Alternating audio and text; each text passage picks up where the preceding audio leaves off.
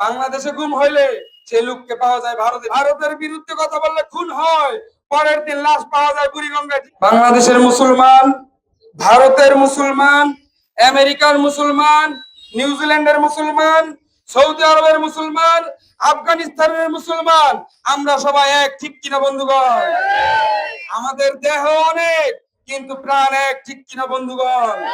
ভারতের উপর মুসলিমদের অত্যাচার হইলে আমরা সেটা বরদাস্ত করবো না, ঠিক কিনা বন্ধুগণ?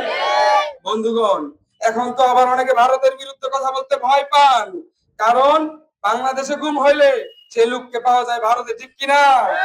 ভারতের বিরুদ্ধে কথা বললে খুন হয়, পরের দিন লাশ পাওয়া যায় বুড়িগঙ্গায়, ঠিক কিনা? কিন্তু এই বাংলাদেশের মানুষ প্রাণ দিতে শিখে গেছে, তারা আর কখনোই ভারতীয় অগ্রসরকে ভয় পাবে না, ঠিক কিনা বন্ধুগণ? এই আবরার রাজ হত্যার মাধ্যমে বাংলাদেশের মানুষ শিখে গেছে কিভাবে ভারতীয় অগ্রসরের বিরুদ্ধে কথা বলতে হয়, ঠিক কিনা বন্ধুগণ? বন্ধুগণ, ভারত খুব সুশীল কথা বলে, ডেমোক্রেসির কথা বলে, গণতন্ত্রের কথা বলে, ধর্মনিরপেক্ষতার কথা বলে। তারা বলে যার যার ধর্ম সে পালন করবে, অথচ গু হত্যার নামে, গু রক্ষার নামে তারা নির্বিচারে মুসলিমদের উপর নির্যাতন করে, ঠিক কিনা বন্ধুগণ? তাদেরকে হুঁশিয়ার করে দিয়ে বলতে চাই, 1178 সালে এই বাংলার বিক্রমপুরে রাজা বল্লভ সেন গু রক্ষার নামে মানুষকে, মুসলমানকে হত্যা করেছে, যার ফলশ্রুতিতে তার পরবর্তী সময়ে বিক্রমপুরে এই মুন্সিগঞ্জে মুসলিম সাম্রাজ্য গড়ে উঠেছিল।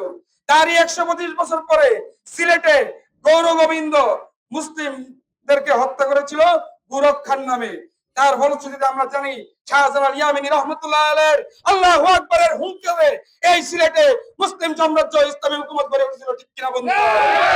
আমার মনে হয় সেই দিন আর বেশি দূরে নয়, তারা গু রক্ষার নামে এই ভারতে মুসলমানদের উপর যে নির্যাতন অত্যাচার চালায়, খুব শীঘ্রই অতীতের ন্যায় এই ভারত উপমহাদেশে ইসলামী হুকুমত প্রতিষ্ঠা হবে ইনশাআল্লাহ। আমরা আশা করে সবসময় ইসলাম মুসলমানের পাশে আমরা সকলেই থাকবো, এই আশা ব্যক্ত করে এখানে শেষ করছি। আসসালামু আলাইকুম।